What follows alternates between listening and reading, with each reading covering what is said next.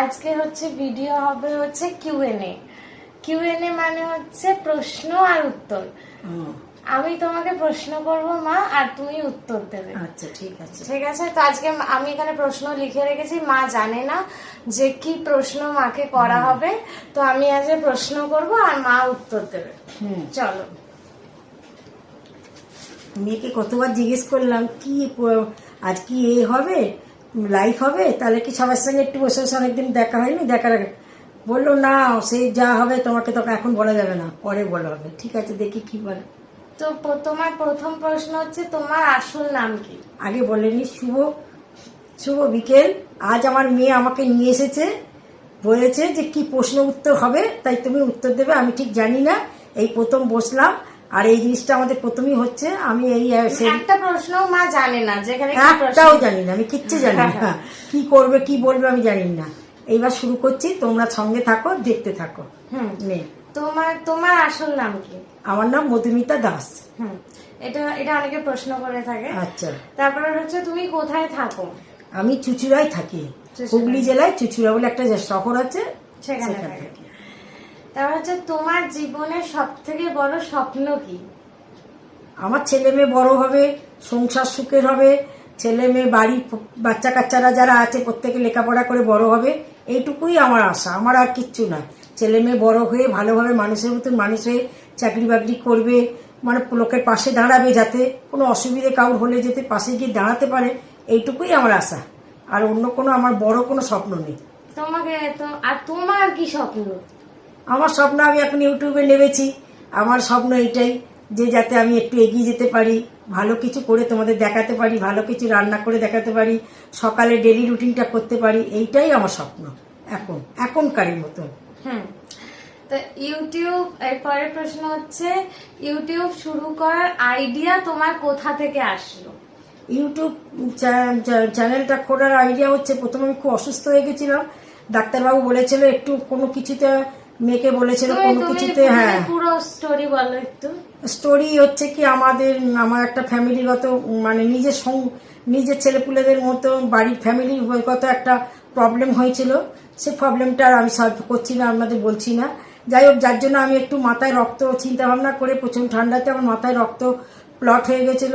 তারপরে ডাক্তারবাবু অনেক কিছু দেখে টেকে অনেক ওষুধ নিয়ে গেছিল। মা প্রচুর চিন্তা করে। হ্যাঁ, যার জন্য আবার সেই মেয়েকে যখন মেয়ের সঙ্গে আবার ডাক্তারবাবু রিপোর্ট করে নিয়ে অনেকদিন পরে আবার যাই, তখন ডাক্তারবাবু বললেন যে তোমার মাকে কিছু একটা ইনভলভ করো। তা আমি তখন যোগাটা করতাম, আর এছাড়া আমার কিচ্ছু বাইরে আদার্স কোনো কিচ্ছু ছিল না। এখন যোগায় যেমন আছে, যোগার সঙ্গে বন্ধু বান্ধব অনেক তৈরি হয়েছে, একসঙ্গে আমরা সবাই মিলে ঘুরতে যাই। তারপরে ইউটিউবের জন্য রান্না বান্না তো করো, তারপরে আমাদের নেমন্তন্ন পরে সবাই মিলে একসঙ্গে প্রেজেন্টেশন কেনা হয়। এইগুলো আমার এখন খুব আনন্দের জিনিস। আমাদের এই 17 তারিখেও একটা বন্ধু নাতনির মুখে ভাত। আবার না বলছি, এইসব বলছি, এছাড়া আমার আর কিছু দ্বিতীয় কোনো ছিল না। তারপরে ওই আমার মেয়ে ইউটিউব চ্যানেলটা খুলে, হ্যাঁ, মেয়ে বললো, আমি কি পারবো ওইসব, তুই আমাকে বলছিস? বললো পাড়াপাড়ির কিছুটা রান্না করবে তুমি, আমি তোমায় রান্না দেখিয়ে দেবো। আর মা তো কথাবার্তা, আর আমি তো যা বলে তোমরা খুব পছন্দ করো। হ্যাঁ, আমি তো অনেক কথা এমনিও ভুল বলি, তোমাদের বলি মাথার এটার জন্য আমি মনে রাখতে পারি না। সেটা সবাই মানুষই ভুল বলে, সবাই কি সব। যাই হোক, আমি সব করতে পারি না। আমাদের চ্যানেলে কোনোটাই স্ক্রিপ্টেড হয় না। হ্যাঁ, তারপরে আবার শুধু তাই নয়, মেয়ে এই চ্যানেলটার সঙ্গে সঙ্গে মেয়ে তো সবকিছু করে দেয়, মানে ডিক্লিয়ার করছে। এছাড়াও আমার মেয়ে দোকান, আমাদের যেহেতু দোকান আছে, কিছু চাদর বাড়িতে তৈরি হয়, তারপরে কিছু ওয়ার, বালিশের ওয়ার, এখন নাইটি, এগুলো দেখাচ্ছে, এগুলো খুব আনন্দ লাগে। কিছুই নয়, আমার মাকে যে প্রশ্নটা করাচ্ছে সেই প্রশ্ন উত্তর থেকে আমার মা আরো 10টা প্রশ্ন। যাই হোক, এই নিয়ে আমার মেয়েই আমাকে এই চ্যানেলটা খুলে দিয়েছে। এবার আমি টু দা পয়েন্ট করবো, বুঝেছো, যেটুকু প্রশ্ন করো। হ্যাঁ, মেয়ে যাকে বললো যে মা ভালো করে ক্লিয়ার করে বলো, তাই বলতে গেলাম। ঠিক আছে, এবার আমি সে তুমি বলতে পারো, কোনো অসুবিধা নেই। তারপরে হচ্ছে যে ইউটিউব থেকে প্রথম টাকা পেলে তুমি কি করবে? আমি পুজো আচ্ছা দেবো, প্রথমে পুজো আচ্ছা দেবো। তারপরে বেশি টাকা পয়সা হলে আমার খুব ইচ্ছে একটা ঠাকুর ঘর করা। আমার ঘরের মধ্যে ঠাকুর আছে, আমার খুব ইচ্ছে ঠাকুর ঘর করব, ছোট্ট একটা ফ্রিজ কিনবো, ঠাকুরের ফুল মিষ্টি ফল সব সময় রিজার্ভ থাকবে, এইটাই আমার ইচ্ছা। আর আমার কোন বাড়িতে, আমার ফ্যামিলিতে আমার নিজস্ব কোনো নেই, নিজস্ব আমার সব আছে, কিচ্ছু বাদ নেই আমার বাড়িতে। এর থেকে জেড আমি আজ 15 থেকে 17 বছর 16 বছর এসি ভোগ করছি, 16-17 বছর আগে থেকে আমার ঘরেতে সব জিনিস আছে, আমার অন্য কোনো প্রবলেম নেই। আমার বাড়ির মধ্যে একটা ঠাকুর ঘর নেই। আসলে আমাদের ফ্যামিলিটা, আমরা জয়েন্ট ফ্যামিলিতে থাকি তো, এবার ওরকম জায়গায় কি হয়, নতুন আলাদা করে একটা জায়গায় গিয়ে বাড়ি করা বা একটা ঘর করা ওরকম ভাবে তো সম্ভব হয় না, তাই মায়ের এই স্বপ্নটা হয়নি না। তো জায়গা পরে একটু হয়েছিল, কিন্তু সে করতে পারিনি যে কোনো কারণে। হ্যাঁ, ইউটিউব থেকে টাকা পেলে নিশ্চয়ই ওই একটা টার্গেট করেই রয়েছি, অন্য কিচ্ছু আর কিচ্ছু না। একটা বড় করে পুজো দেবো, ঘর করবো, একটা ঠাকুরের সব রকম জিনিস সাজাবো, ঠাকুরকে দেবো, এইটুকু। তারপরের প্রশ্ন হচ্ছে, কোন খাবারটা তোমার সব থেকে বেশি পছন্দ? রান্না বান্না, তরকারি মরকারি? না, কোনো খাবার যেটা তোমার সব থেকে বেশি ভালো লাগে খেতে। আমি তো সব থেকে মিষ্টি খেতে ভালোবাসি, বুঝেছো, মিষ্টি খেতে ভালোবাসি। মায়ের কিন্তু 25 বছর সুগার, মানে আমার এজের সাথে মায়ের সুগার। তো আমি যখন হয়েছিলাম তখন থেকে, তো মায়ের 25 বছর সুগার, তো তারপরেও মিষ্টি খেতে ভালোবাসে। মিষ্টি খেতেও ভালোবাসি, তোমার কাকু খাওয়ায়ও আমাদের, আমায় মিষ্টি এনে দেবো। বা মেয়ে রাগ করলে, ছেলে রাগ করতো, মাকে বেশি দিও না, মাকে দিও না, যা চুপ করতো, খেয়ে নি, কিছু হবে না। আমি মিষ্টি খাই। আমার সুগারও যে একেবারে হাই ফাই তাও নয়, কিন্তু আমার সুগার প্রচুর আছে। আমি ইনসুলিন নিই, একবারই নিই ইনসুলিন নিই। না, মিষ্টি খেতে ভালো। মিষ্টির মধ্যে কোন মিষ্টিটা ভালো লাগে? আমি লাল জাতীয় ভাজা মিষ্টিটা বেশি ভালোবাসি, বুঝেছো, মানে পান্তুয়াটা, বুঝেছো, পান্তুয়া জাতের যে কোনো জিলিপি, ছানার জিলিপি, পান্তুয়া, তারপর তোমার লাল ওই ভাজা পোড়া মিষ্টিগুলোই বেশি পছন্দ। তোমরা কমেন্টে জানিও তোমরা কি খেতে ভালোবাসো, তোমরাও বলো। হ্যাঁ, নিশ্চয়ই আমার মতন অনেকেই খেতে ভালোবাসো বলতো। আমি অন্য আর বেশি কিছু নেই করি না, বলো। তারপরের প্রশ্ন হচ্ছে, পাহাড় নাকি সমুদ্র? আমি সমুদ্রই পছন্দ করি। পাহাড়ে ভালো লাগলেও পাহাড়ে এখন এই বয়সে আর পাহাড়ে অতটা উঠতে পারবো না, কিন্তু আমি পাহাড়ে অনেক ঘুরেছি। আমি কাশ্মীরেও গেছি। তুমি এখন কি পারবে না সেটা না, তোমার ভালো কোনটা লাগে? আমার ভালো লাগে সমুদ্র। সমুদ্র ভালো লাগে। তারপরে প্রশ্ন হচ্ছে, তোমার বাড়িতে কটা বিড়াল আছে?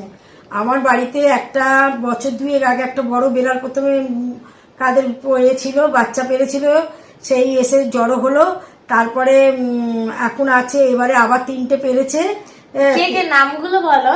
নাম হচ্ছে, একটার নাম শ্যাডো, পিটু। আগে বড় চেন থেকে শুরু করে। আচ্ছা, কত দুটো আছে, মানে পিটুর আগের সেটের বাচ্চাটা, সেটের বাচ্চা মানে বাচ্চাটা মারা গেছে, তার আগেরটার বাচ্চাটা হচ্ছে চিনি, এই আমার খাটের তলা এসির তলা ঘুমোচ্ছে। আচ্ছা, আর এক আছে মাটা আছে পিটু। পিটু 2-3 খেপ বাচ্চাটা হলো, যাই হোক মরে টরে গেল। এবারে 3টে বাচ্চা হচ্ছে, তাদের নাম আমার নাতি আর আমার মেয়ে, মানে পিসিতে ভাইপোতে দুজনের নাম দিয়েছে। একটা শ্যাডো, একটু কালো কালো মুখটা আছে, আর একজনের নাম মিল্কিস, আর একজনের নাম লিলি। এই 3টে নাম আছে। মাঝে মাঝে এই ঘরে নিয়ে আসছে। এইবার এই মাসখানেক হলে ওদের খাওয়া দাওয়া, তারপরে আমরা তোমাদেরকে দেখাবো। একদিন দেখিয়েছি, একদিন ঝুড়ি করে নিয়ে এসে দেখালাম না। তারপরে প্রশ্ন হচ্ছে যে, আমার জন্য তোমার সব থেকে বড় চিন্তা কি? চিন্তা, আমার মেয়ে রাত্রিবেলা জিমে যায়, তো আমার খুব চিন্তা। না না, চিন্তা বলতে কি বলতো, এখনকার দিন তো সব দিন তো ভালো যায় না, মানুষের সময় কাট কখনো চিন্তা হয়। মেয়ে এমনি নিজে স্টাবলিশড হয়ে গেছে, আমার স্বাবলম্বী হয়েছে, আমার কোনো অসুবিধা নেই অতটা। মেয়ের একটা ভালো ঘরে যাতে, মানে মা বাবারা কি চায়, একটা দেখে শুনে হোক, বা ও নিজেই করুক, যাই করুক, একটু ভালো ফ্যামিলি, যে একবারে অর্থই ঢেলে রেখেছি অথচ কোনোটাই ভালো না, সেসব যেন না হয়। ফ্যামিলিটা যাতে ভালো হয়, ছেলেটাও একটু হচ্ছে ভালো হয়, যে জামাইটা যেন যে হবে। আর শুধু তাই নয়, আমার মেয়ে একটা মেয়ে তো একটু একটু মানে শৌখিনভাবে মানুষ হয়েছে, সেই শৌখিনতাটা যেন ও পায়। যদিও নিজে রোজগার করে, শৌখিনতা করবে, তবুও সেই সব ফ্যামিলিতেও তো দেখতে হবে যে কে কোনটা মেনে নিচ্ছে, কোনটা সেইটুকু, আর অন্য কিছু না। মেনে নেওয়া মানে এসব কথা বলিস না, ঝামেলায় চলে যাচ্ছে যে আমি ওসব পছন্দ করি না। ও কিন্তু আমি যেটা বলি সেটাকে মাকে মেনে নিতে হবে না, সেই সব আমি করি না। আমার বাড়িতে তুই থাকবি না তো 12 মাস, অতএব তো আমার মানামানির কিছু নেই। তারপরে হচ্ছে, আমি অবশ্য বাড়ির বউদের সবকিছুই মেনে নিই, ওরা যা কিছুই করে, বাড়ির বউরা আমাদের আছে, আমার কোনো বায়না নেই বা কোনো বাধকতা নেই যে এটা করবি না, ওটা করিস না, এই কর। তাদের বড় হয়েছে, ছেলেপুলে নিয়ে পড়াতে চেয়েছে, বেরোতে হচ্ছে, জামা কাপড় পরতে হচ্ছে, আলাদা আলাদা ড্রেস চেঞ্জ করতে হচ্ছে, করতে আমি পছন্দ করি এসবগুলো। তারপরে প্রশ্ন হচ্ছে, যেদিন দাদা জন্মেছিল, মানে দাদা আমার মায়ের প্রথম সন্তান, তো তোমার কেমন লেগেছিল? সেদিন আমার খুব আনন্দ হয়েছিল, মানে আমি খুব কষ্ট পেয়েছিলাম। মানে আগের দিন দুপুর 3টে 3:30 থেকে কষ্ট শুরু হয়েছে, পরের দিন 9টার সময় সিজার হবে। সে আমাদের বাড়ির লোকেরা ডাক্তার হসপিটালে, মানে সদর হসপিটালে গিয়ে রিকোয়েস্ট করলো যে এবার আর কষ্ট, বয়সও কম ছিল, আর কষ্ট নিতে পারছে না, এবার আমরা সিজার করে দিন। যার জন্য সিজারের সমস্ত মালপত্র জিনিসপত্র কিনে দিয়ে এসেছিল। সকাল 9টায় সিজার হওয়ার কথা ছিল, ও 5:20 আমার ছেলে নর্মাল ভাবে হয়েছে। নর্মাল মানে সেলাই টেলাই পড়েছিল অনেক, যাই হোক, সেই ওর মুখটা দেখে আমার সেই কষ্টটা, সারা রাতের কষ্টটা আমি ভুলে গেছিলাম। খুব কষ্ট পেয়েছিলাম, মানে এত কষ্ট পেয়েছিলাম, মনে আমার মতো যারা মা মানে হয়েছে বা হচ্ছে তারা বুঝতে পারবে যে কি কষ্ট বাচ্চা হতে। এখন তো সব সিজারে, মেয়ে আমার সিজারে তো কোনো ব্যাপারই কেউ জানতেই পারে না, চোখ ঢুকছে বেরোচ্ছে, কোনো ব্যাপারই না। এবার তোমার প্রশ্ন হচ্ছে যে আমার আর দাদার জন্য তুমি কোন জিনিসটা জীবনে ত্যাগ করেছো, আবার কোন জিনিসটা তুমি আবার সেটা ফিরে পেতে যাও, যেটা তুমি ত্যাগ করেছো সেটা আবার ফিরে পেতে চাও, এরকম ত্যাগ করেছি অনেক। আমার ছেলে মেয়ের জন্য আমি বাড়ি থেকে খুব একটা বাইরে আত্মীয় স্বজন কারোর বাড়ির সঙ্গে যোগাযোগ ছিল না, তখন তো ফোনও তো ছিল না যে ফোনে ফোনে কথা বলবো, এত যোগাযোগ ছিল না। যারা আমার বাড়ি আসতো, আমার বোন, দিদি, বাপের বাড়ির লোকেরা, তাই তখনই ঘুরে টরে যেত। আমি বছরে 2বার বাপের বাড়ি যেতাম, এখান থেকে সোনারপুর, তাও 2বার যেতাম। 15 দিন করে আমার শাশুড়ি মা বলতো যে তুমি যাও বাচ্চাদের নিয়ে গিয়ে 2 দিন 15 দিন করে থেকে এসো। সেই বছরে 2বার অনেক ত্যাগ করেছি। ওদের বাড়িতে হাজার আত্মীয় স্বজন আসুক, যাই আসুক, ওদের টাইমে কিন্তু আমি পড়িয়েছি। আমার ছেলে এমসিএ করেছে, পড়াশোনার জন্য নিজের জীবনটাই ত্যাগ করে দিয়েছে, কোনো জায়গায় যায়নি। বেড়াতে যাওয়া, ঘুরতে যাওয়া, এখানে সেখানে। ওই ছোট নন্দাই শেষের দিক করে, ছেলে মেয়ে যখন 8-এ উঠলো তখন কাশ্মীরের ব্যবস্থা করলো, তার আগে সিমলায় গেছি। ওই ছেলে তখন 1 বছরে, এইরকম সব জায়গায় ঘুরছি, যে যেখানে ডাকছে সেসব কিছু না, আমি সব ত্যাগ করেছি। তো সেইটার মধ্যে এমন কোন জিনিস আছে যেটা তুমি আবার ফিরে পেতে চাও? না, ফিরে পেতে চাই না। তোর বাবা সুস্থভাবে থাকুক, তোমাদের কাকু সুস্থভাবে থাকুক, একসঙ্গে রয়েছি, এইটুকুই আমার ফিরে পাওয়া। মানে তোমার কাকু খুব অসুস্থ হয়ে গেছিল 28 হ্যাঁ, আর আমার অন্য কিছু যে ছেলে মেয়েদের জন্য আমি করতে পারিনি বলে হাত পা ছড়িয়ে খাদ্য বসে যাচ্ছে, আমার ওসব কিছু নেই, আমার ওসবই লাগবে না কিচ্ছু। যা চেয়েছে ওদের জন্যই তো করেছি, আমার ছেলে মেয়েদের জন্যই তো করেছি, আলাদা কিছু করিনি। তো ঠিক আছে, ওসব আমাকে ফিরিয়ে দিতে হবে না আমাকে কিছু। হ্যাঁ, ঘুরতে ফিরতে নিয়ে গেছে। ঠিক আছে, তারপরের প্রশ্ন হচ্ছে, যদি তুমি তোমার ছোটবেলায় আবার ফিরে যেতে পারো তাহলে কোন মুহূর্তে তুমি আবার ফিরে পেতে চাও? আমি ফিরে যেতে চাই 2টো কারণে। একটা হচ্ছে আমি খোখো খেলতাম খুব ভালো, সেই খেলতে চাই আবার। আর দ্বিতীয়ত আমি এই ক্যালকাটা কর্পোরেশনে একটা আমার বাবা চাকরি করতো লাইট ডিপার্টমেন্টে, ওখানে আমার খেলার সূত্রে আমার একটা চাকরির ইন্টারভিউ হয়েছিল। কিন্তু আমার এইদিকে সম্বন্ধটা হয়ে গেছে বলে ওরা আমার ইন্টারভিউটা তখনকারের ইন্টারভিউ তো বুঝতে পারছো, কিন্তু প্রথমে যখন আমাকে দিতে চেয়েছিল, মানে ইন্টারভিউতে পাস করার পরে নিচু পোস্টে চাকরি দিতে চেয়েছিল। কিন্তু আমার বাবা খুব উঁচু পোস্টে চাকরি করতো, আমার বাবাকে আমার বাবু বলতাম, বাবু খুব উঁচু পোস্টে চাকরি করতো, ওই লাইট ডিপার্টমেন্টে ইনচার্জ ছিল, হ্যাঁ ইঞ্জিনিয়ার ছিল, লাইট সমস্ত এগুলো কিছু হলে আমার বাবুই সব দেখাশোনা করতো। তা সেইখানে না নিচু পোস্টে চাকরি করবে, তার মেয়ে একটা সম্মানের লাগবে, সেই কারণে আমাকে আর কিছু না জানিয়ে এই বিয়ে সম্বন্ধটা তখন চলছিল, এটাকেই পাকা করে বিয়ে দিয়ে দেয়। ওইটা আমার খুব ইচ্ছে যে আমি ওই চাকরিটা করলে খুব ভালো হতো, এই একটা আমার। আর তুমি মায়ের কাছে ফিরে যেতে চাও না তোমার? আমার মাকে আর কোথায় পাবো, সে তো 26-27। সেটা তো তুমি এরকম ডিপ্লোম্যাটিক অ্যান্সার দিতে পারো যেটাতে আমার মার কাছে, আমার মা থেকে আমার বাবুর কাছে ফিরে যেতে চাই। আমার বাবুকে খুব ভালোবাসতো, আমার বাবু আমাকে ভীষণ ভালোবাসতো, ভীষণ। মা তো ভালোবাসবে, মায়ের সন্তানরা কেউ মার কাছে কোনোটাই আলাদা নয়। সে 4টে ছেলে মেয়েই মার কাছে মূল্যবান, কিন্তু আমার বাবু হচ্ছে আমার মানে বেশি ক্লোজ ছিল। হ্যাঁ, বাবু বেশি ভালোবাসতো। আমার বাড়িতে বছর মানে 2-3 মাস অন্তর 2-3টে প্লেয়ার নিয়ে আমাদের বাড়ি চলে আসতো, 4 দিন 5 দিন 6 দিন থাকতো। আর আমার শাশুড়ি মা খুব ভালোবাসতেন আমার বাবুকে, খুব ভালোবাসতেন। ওইটা খুব মনে হয় যদি এখন আমার এত ঘর বাড়ি এত কিছু হয়েছে, তখন একটা ঘর ছিল, তলার ঘরে থাকতাম, একটা করে ঘর। তখন এখন চিন্তা হয় যদি এতগুলো তখন ঘর এত হয়েছে, খাওয়া দাওয়া এক সংসারে এক ছিল। সংসারে যেমন রান্না বান্না হয়েছে, এখন যেমন অঢেল রান্না, ওইটা একটু মনে হয়।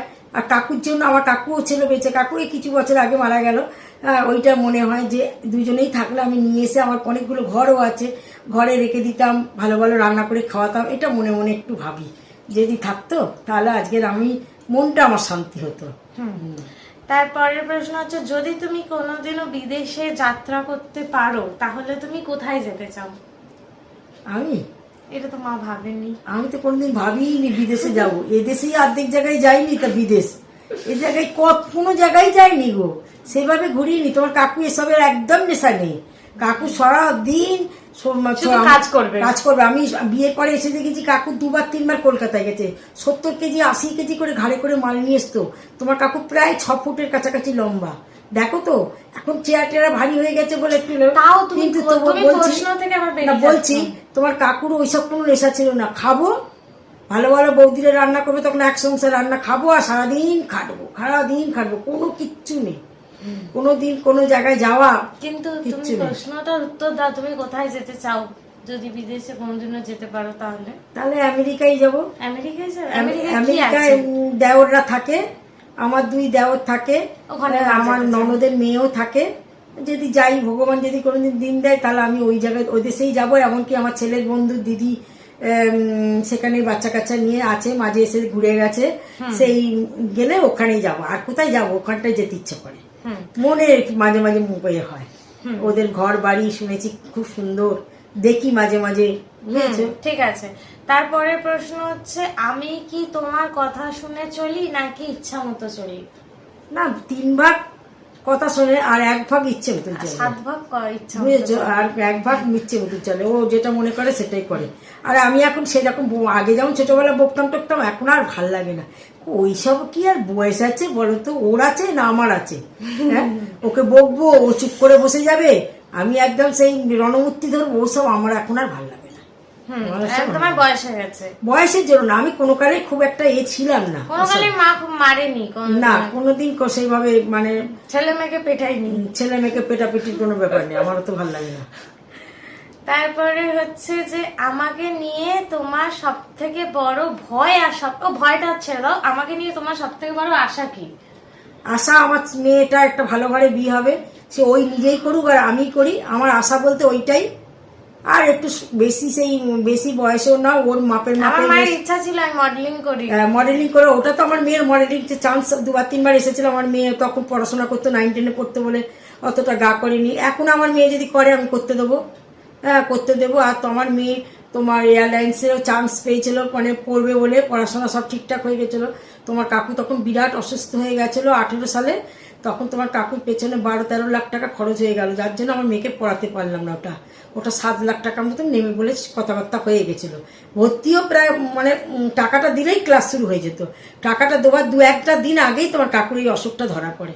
তাই জন্য কাকু তো সুস্থ হয়ে এসেছে, এটুকু যাক। মেয়ে যেটা শিখেছে, আরো মেয়ে অনেকগুলো ট্রেনিং নিয়েছে, গ্রাফিক্স ডিজাইনার ট্রেনিং নিয়েছে, এর থেকে সেটাই কাজ করে। এছাড়া ও ডিজিটাল মার্কেটিং এরও নিয়েছে, ওইগুলোতে ও করছে। এখন আমি, ওর কপালে ছিল না এয়ারলাইন্সে, না তো তা না, ওর যা ফিগার ছিল এয়ারলাইন্সের পক্ষে খুব ভালো লাগতো, কিন্তু ওয়েট বাড়ে না, হ্যাঁ বুঝেছো, যার জন্য।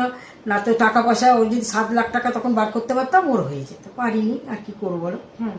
তারপরের প্রশ্ন হচ্ছে যে, এটা লাস্ট প্রশ্ন, যে তুমি যেরকম তুমি ছোট থেকে নিজের জীবন ভেবেছিলে, তুমি কি সেই রকম জীবন কাটাতে পেরেছো, মানে বা পারছো? আমার কোনোদিন সেই রকম ভাবনা ছিল না, সেইভাবে কোনোদিন যে আমি এই হাই পাই হবো। আমার যেটুকু আমার যেমন কোয়ালিটি, আমি সেই রকম কোয়ালিটিতেই আমি আছি। আমার ফ্যামিলিও, শ্বশুরবাড়ি ফ্যামিলি খারাপ নয়। আমার শ্বশুর শাশুড়ি মা ছিল, অনেকদিন বেঁচে ছিল আমার সঙ্গে, আমি ওনার সঙ্গে থেকেছি। শ্বশুর মশাইকে এসে দেখিনি, কাকা শ্বশুর ছিলেন, উনিও ভালো ছিলেন। আর আমরা 4 যা একসঙ্গে থাকতাম, আমাদের কোনো ঝগড়াঝাটি কিচ্ছু ছিল না। সবাই ছেলে মেয়ে নিয়ে একসঙ্গে সব ছিলাম, আত্মীয় স্বজন যখন তখন লেগে থাকতো। প্রায় দিন দুপুরবেলা লোকজন এসে যেত বাংলাদেশ থেকে, কোনো অসুবিধা ছিল না। রান্না বান্না যা খাবার মুখের জিনিস সব খাইয়ে দিতাম, খুব আনন্দ করে। আমার মেয়ে যা বলতো, এই ভাত বসিয়ে দিয়ে গেলাম আলু ভাতে দিয়ে, নিভিয়ে দিবি, তখন এত গ্যাসও ছিল না, পাম 10টো নিভিয়ে দিবি, ঘি আছে না, আমরা লঙ্কা দিয়ে ঘি দিয়ে আলু ভাতে দিয়ে ভাত খাবো বলো, সেই সব। ঘি কিন্তু তারপরে তেমন নেই। নেই, সিসি কোন একটু পড়ে আছে, তাতেই আনন্দ, তাতে আমাদের কত আলো দেয়, তাতে কোনো আলোই তো ছিল না। তোমার বলো, তোমার প্রত্যেকটা প্রশ্ন তোমার কেমন লাগলো উত্তর দিয়ে? খুব ভালোই লাগলো। আরো যদি জানতাম একটুখানি তৈরি করে রাখতাম, আরো কথা রেডি করে রাখতাম, কিন্তু তা তো জানি না। যাকে যেটুকু যে নিজের মন থেকে পেরেছি বলেছি, পাস করার মতো পাস করেছি। তোমরা জানিও কমেন্টে পাস করতে পেরেছে কিনা। আর তোমাদের ভিডিওটা যদি ভালো লাগে তাহলে একটা লাইক করে দেবেন, একটা সাবস্ক্রাইব করে দেবেন। নমস্কার। নমস্কার।